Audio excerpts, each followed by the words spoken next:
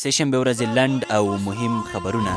د افغانستان اسلامي امارت د بهرنیو چارو سرپرست وزیر مولوي امیر خان متقي ویلي چې بهرنیو هیوادونو کې میشت افغانان او نړیوال د اسلامي امارت تر مدیریت لاندې سفارتونه او نورو استازولیو له کارونو او فعالیتونو خوښ دي. د لوګر د پوهنې ریاست مسؤلین وایي چې راتلونکي ښوونیز کال کې به د مرکز او ولسوالیو شته ښوونځیو ته 12,000 هلکان او 6,000 نجونې جذب شي. د پنجشیر د کانونو پترولیم رئیس مولوي محمد قاسم امیري وایي چې د 15م ځل لپاره د هیواد پر سوداګرو 2540 قیراته زمرد د 94,800 ډالرو په ارزښت د داوطلبۍ له لارې وپلورل شول.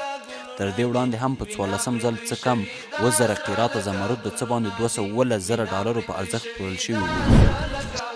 د ملګرو ملتونو د بشري مرستو د همغږۍ د دفتر یا اوچا ویلي چې سویس افغانستان د بشري مرستو له صندوق سره 1.1 میلیونه ډالره مرسته کړې.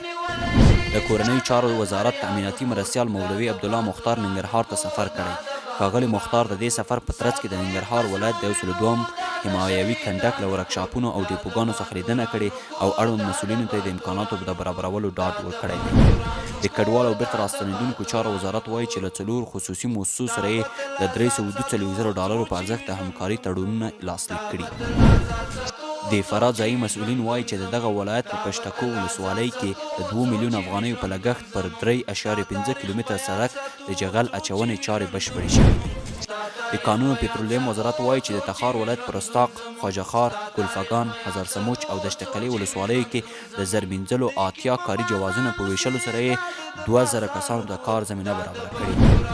د ننګرهار ولایت د کرنې اوبو لګولې او مالدارۍ ریاست مسؤلینو خبر ورکړی چې د دې ولایت د ترخم په بندر کې د حیواني او کرنیزو توکو د قرنطین ودانۍ چارې بشپړې او ګټه اخیستنې ته سپارل شوي دي.